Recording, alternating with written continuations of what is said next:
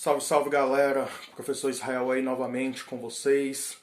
Enfim, gente, nesse vídeo nós vamos dar continuidade à discussão que nós já iniciamos no nosso vídeo anterior sobre a Idade Média. Conforme vocês viram ali na nossa aula, no nosso vídeo anterior, é uma falácia afirmar ou defender essa ideia de que a Idade Média é a Idade das Trevas. Por que é uma falácia, gente? Porque quem fez a construção desse termo, quem fez a construção dessa expressão, foram os renascentistas, com aquela finalidade de quê? De desmerecer o período anterior a eles, aquele período que eles denominaram como Idade Média, e para eles se exaltarem, para eles terem ali a sua imagem de herói, dentre outros fatores, falando que eles eram os modernos, eram eles que estavam fazendo a antiguidade clássica e seus valores, junto com a civilização ocidental, o quê? Renascer.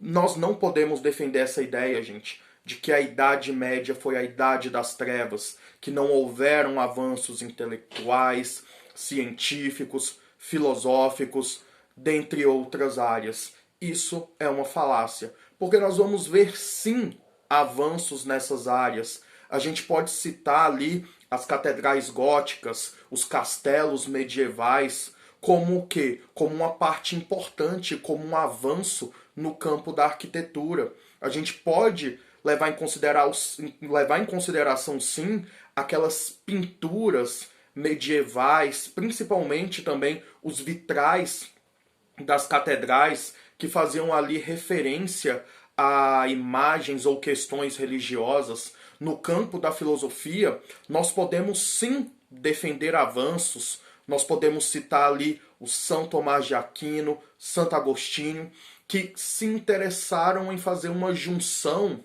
ou analisar em conjunto a filosofia grega em conjunto com o pensamento cristão.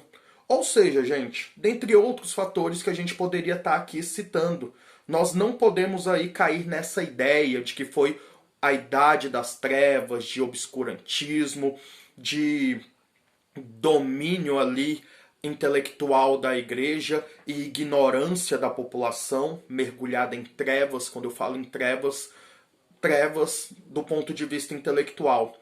Nós testemunhamos o quê? Que os avanços nesses campos que eu acabei de citar foram mais lentos.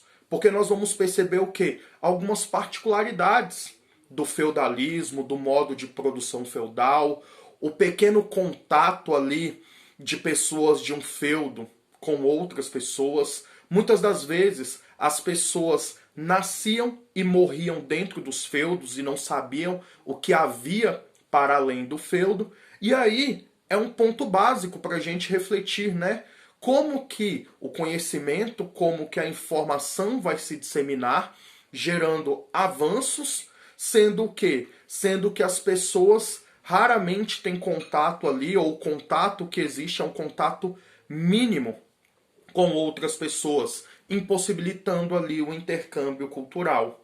Ou seja, gente, um ponto que é importante a gente salientar é que nós não podemos cair nessa ideia, repito, de que a Idade Média foi a Idade das Trevas, porque não houveram avanços intelectuais. Mentira! Houveram sim avanços intelectuais. Esses avanços foram pequenos? Esses avanços foram demorados? Sim, por essas particularidades que eu acabei de falar para vocês. Principalmente pelo pouco contato entre pessoas de localidades diferentes e a dificuldade, durante muito tempo, de um intercâmbio que intelectual.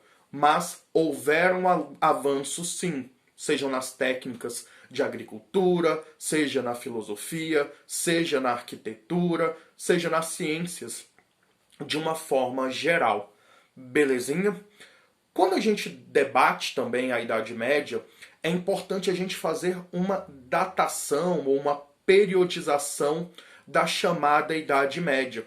Porque a Idade Média, gente, ela é dividida em dois momentos. A Alta Idade Média e a Baixa Idade Média. A Alta Idade Média, ela vai se iniciar ali no século V depois de Cristo e ela vai até ali o século 10 depois de Cristo. Beleza? E aí, quais são as principais características dessa alta Idade Média? Nós vamos testemunhar uma desagregação da sociedade antiga, nós vamos ver aí essa sociedade antiga ruindo, e ao mesmo tempo nós vamos ver o quê? Nós vamos testemunhar a formação e a consolidação do modo de produção feudal ou simplesmente do feudalismo. Essa é a característica principal, ou são as características principais da chamada Alta Idade Média. A Baixa Idade Média, que vai ali do século XI ao século XV depois de Cristo, ela tem como principal característica o quê? A decadência e dissolução do modo de produção feudal e a transição ali do feudalismo para o quê? Para o capitalismo. Nós vamos testemunhar ali o surgimento do capitalismo e o seu fortalecimento ao longo ali das décadas e dos séculos. Belezinha? É importante vocês também terem aí essa noção, tá certo? Quando nós estudamos a Idade Média, um dos elementos principais, um dos pontos principais que sempre é recorrente, que é mister, que sempre aí é cobrado nas provas, é o feudalismo, ou o modo de produção feudal. Essa é uma das principais características da Idade Média, beleza? Porque nós vamos ver que esse modo de produção feudal, ele é uma estrutura econômica, ele é uma estrutura social, uma estrutura política e uma estrutura também cultural que vai estar ali presente na maior parte da Europa Ocidental. Uma coisa que é importante salientar também é que o feudalismo ele não vai se desenvolver de maneira homogênea em toda a Europa Ocidental. Em algumas regiões vai se desenvolver mais, outras regiões vai se desenvolver menos. Cada região ali tem o quê? Suas particularidades, ou seja, não houve um desenvolvimento uniforme. Mas nós vamos perceber que o auge do feudalismo vai acontecer principalmente naquelas regiões que hoje é a França e a Alemanha. Belezinha? E quando nós analisamos o surgimento desse modo de produção feudal, é importante o quê? Nós percebemos que existiram a fusão de costumes oriundos de quê? De sociedades diferentes. Nós vamos perceber que haverá ali a fusão de elementos oriundos da sociedade romana, ou seja, de Roma, e nós vamos perceber que haverá ali a fusão também de elementos dos germânicos, que conforme vocês sabem já eram dos povos bárbaros. Ou seja, quando nós analisamos o feudalismo, ele surge a partir da fusão dos costumes dessas duas civilizações diferentes, ou seja, dos romanos e dos germânicos. Quando a gente analisa os elementos romanos, é importante o quê? É importante a gente destacar principalmente o costume da vila e o costume do colonato. Quando a gente analisa como funcionavam esses dois elementos, é importante a gente ressaltar o quê? Que a vila era aquela grande propriedade de terra. E essa propriedade de terra, obviamente, tinha o seu senhor, e ela tinha ali outras pessoas vivendo nessas terras. E essas pessoas que viviam, que trabalhavam, elas estavam ali sendo regidas pelo sistema do colonato. Como que funcionava o sistema do colonato? O sujeito trabalhava naquelas terras, ele estava ali muitas das vezes preso hereditariamente a essa terra, e com isso ele não vivia de graça nessa terra. Ele pagava pela sua permanência como? Com parte da sua produção. Ele trabalhava, ele produzia bens agrícolas ali naquela terra e parte da produção era destinada para quem? Para o senhor, para o dono dessas terras, que eram os reais proprietários da mesma. Com isso, gente, nós vamos perceber o quê? Que nós temos fatores importantes do modo de produção feudal. Outro costume que era muito difundido já em Roma, mas não era propriamente romano, mas que vai ser muito importante também no modo de produção feudal, é o cristianismo. Porque o cristianismo ele vai se difundir tanto ali, na Europa Ocidental em especial, que o cristianismo vai se tornar o quê? A ideologia dominante naquele momento. Nós vamos perceber que os valores cristãos meio que vão homogeneizar a ideologia vigente naquele momento. E por outro lado, nós temos os costumes de quem? Dos povos germânicos, que eram principalmente o quê? O regime, ou o costume, melhor dizendo, do comitatus e do benefício. Os germânicos, conforme vocês já sabem, era um povo guerreiro. E ali, nas relações entre esses guerreiros, do ponto de vista da sociabilidade, a guerra era muito importante. E o regime de comitatus vai ser primordial para manter o quê? Para manter as relações entre esses guerreiros.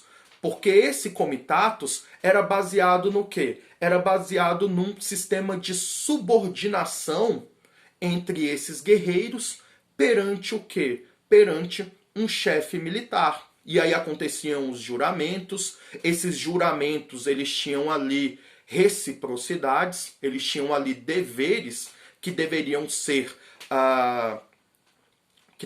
respeitados, que deveriam ser realizados entre ambas as partes.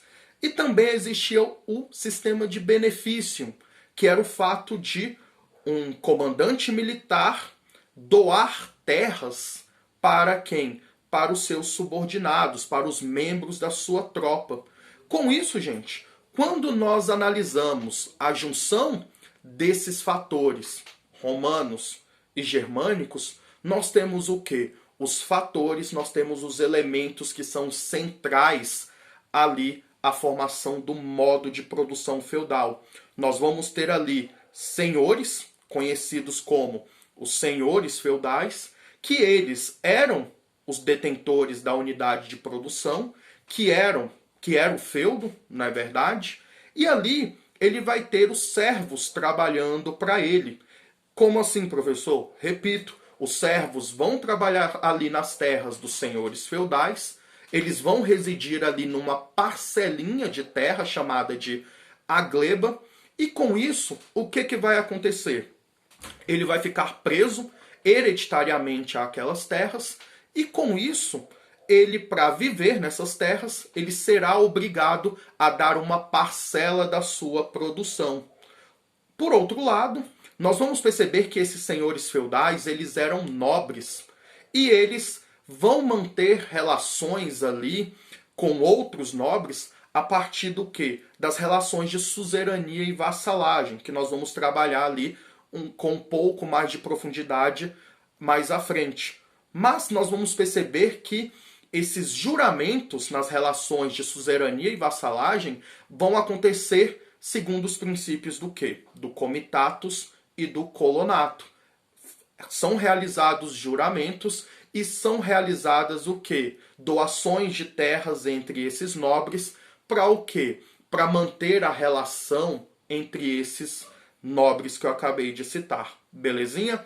Ou seja, quando nós fazemos a análise dos fatores que levaram ali à formação do modo de produção feudal, nós temos o sistema de colonato e de vilas, que era de costume romano, e nós temos ali o comitatus e o benefício, que era de costume o quê? Germânico. Isso é muito importante, isso é central também. Belezinha?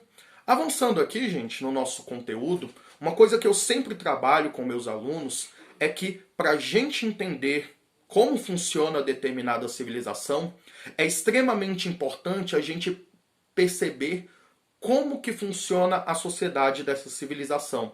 Essa sociedade, ela vai ali mostrar quem era o setor dominante, quem era o setor dominado, como que funcionava a ideologia dessas pessoas e por aí vai, tá certo?